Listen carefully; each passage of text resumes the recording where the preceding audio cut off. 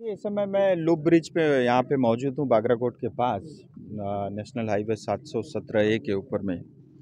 और पिछले दिनों कुछ मीडिया खबरों से और आम जनता की ओर से ये ध्यान में आया था कि लूप ब्रिज के अंदर में कुछ क्षति हुई है और बहुत ही यूनिक डिज़ाइन और बहुत ही आकर्षित का केंद्र भी बना है लूप ब्रिज। और मैं आज व्यक्तिगत रूप से इसको देखने के लिए आया था और मेरे साथ NHAIDCL के अधिकारी और जो कॉन्ट्रैक्टर जो काम कर रहे हैं वो भी यहाँ पे उपस्थित थे।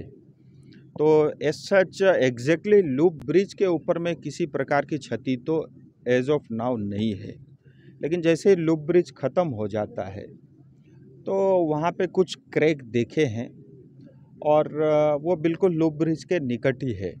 ऐसा ध्यान में आता है कि जो मिट्टी फिलिंग के लिए यूज़ हुआ बारिश के समय में, वो नीचे से मिट्टी धंस करके निकल गई और ऊपर सड़क में उसके कारण क्रैक आया है। लेकिन जो कुछ भी हुआ है आज के टेक्नोलॉजी के युग में, आज के ज़माने में 21वीं सदी में, ये जो है इसको हम स्वीकार नहीं कर सकते। मैंने जो हमारे ठेकेदार हैं NHAIDCL के अधिकारी हैं उनसे भी स्पष्ट कहा है कि ये रोड ठीक बना है, टेक्निकली करेक्ट है, साइंटिफिकली करेक्ट है और सेफ्टी के किसी प्रकार के कोई इशू नहीं है। इसका थर्ड पार्टी से इंस्पेक्शन कराना, ऑडिट कराना अति अनिवार्य है, क्योंकि एज ए लेमैन हम लोग तो इतनी ज़्यादा समझ इस चीज़ की रखते नहीं है और आम जनता भी नहीं रखती।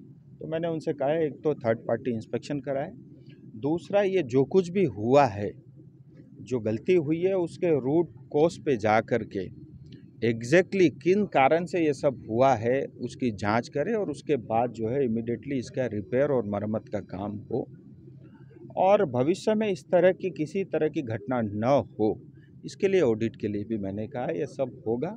और आने वाले दिनों में लाइटिंग भी यहाँ पे लगेगी और मेरे मन में तो एक इच्छा है कि ये एक बहुत 25-30 हज़ार तक टूरिस्ट भी यहाँ पे विज़िट करने आते हैं। एक 100 मीटर का लंबा जो है एक तिरंगा भी यहाँ पे फहराया जाएगा, जिसे एक और आकर्षण का केंद्र बनेगा। ये बहुत बड़ी देन केंद्र सरकार की, भारत सरकार की है इस क्षेत्र की जनता के लिए और यहाँ के जो विद्यार्थियों के लिए, यहाँ के व्यापारियों के लिए और यहाँ आने वाले टूरिस्ट के लिए। और सड़क के कारण, कनेक्टिविटी के कारण यहाँ की जो है आम जीवन में परिवर्तन भी आएगा और टूरिस्ट बढ़ने के कारण लोगों की आमदनी भी बढ़ेगी। मुझे लगता है इस सब को हम सब ने सकारात्मक रूप से देखना चाहिए और मैं उनमें से नहीं हूँ कि अगर कहीं भी कुछ भी केंद्र सरकार की योजना में कमियां रहती है, सबसे पहले आवाज़ मैं ही बुलंद करूंगा और किसी तरह की कोताही, कमी को हम बर्दाश्त नहीं करेंगे।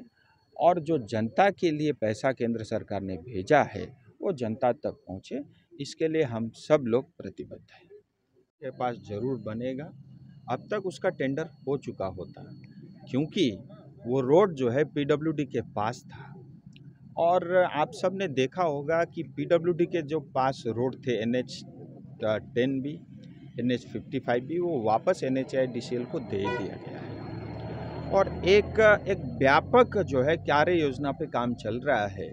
मैं आपको बताना चाहूँगा कि जो गोरखपुर से सिलीगुड़ी रोड आ रहा है, 6 लेन का ग्रीनफील्ड हाईवे जो आ रहा है, वो पहले सिलीगुड़ी के पास तक आ रहा था। अब उससे जो है सिलीगुड़ी से आगे एक्सटेंड करते हुए उसको सेवक बाजार और कोरोनेशन ब्रिज तक लेकर के आ रहे हैं। तो उसके कारण जो है अब ये जो सेवक ब्रिज का इलाका है, ये सारा नेशनल हाईवे अथॉरिटी को जाएगा, NHAI को जा रहा है। इस वजह से, क्योंकि रोड का पूरा प्रोजेक्ट DPR बन के तैयार है, 6 लेन का जो है गोरखपुर सिलीगुड़ी भी तैयार है, लेकिन जो 20 का पोर्शन अब गोरखपुर से सिलीगुड़ी होते हुए डायरेक्ट जो है एलन बाड़ी तक कनेक्ट करेगा, इसकी वजह से उसमें थोड़ी देरी हुई है, 2-3 महीना लग सकता है। मैंने ये भी NHAI से निवेदन किया है जो गोरखपुर सिलीगुड़ी का हाईवे बनने में समय लगेगा, क्योंकि अभी तो लैंड एक्विजिशन हो रहा है, लेकिन उतना हम जो है समय तक प्रतीक्षा नहीं कर सकते। तो NHAI ने ये भी कहा है कि कोरोनेशन ब्रिज का अलग से टेंडर वो लोग जल्द निकालेंगे और अवश्य बनेगा। वो आवश्यकता है, वो लग्जरी नहीं है, वो आवश्यकता है।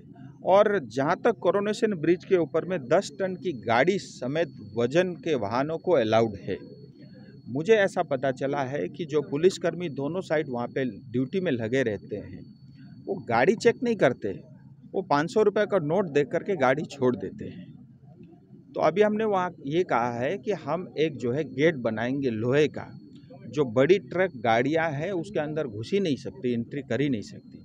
लेकिन उसके बावजूद भी छोटे गाड़ी में भी जो है 12 टन, 14 टन, 16 टन तक मटेरियल जाता आता रहता है और ख़ास करके रात में ज़्यादा होता है। मैं उन तमाम पुलिस साथियों से निवेदन करता हूँ, ये नोट लेने का काम बंद कर दें, आपके स्वास्थ्य के लिए वो हानिकारक होगा। और क्योंकि कल को अगर किसी तरह की घटना घटती है, उसके लिए जिम्मेदार पुलिस और प्रशासन होगा। इसीलिए 500 रुपये के नोट में, 200 रुपये के नोट में ये जो गाड़ी छोड़ने की प्रक्रिया है, ये जल्द बंद होना चाहिए।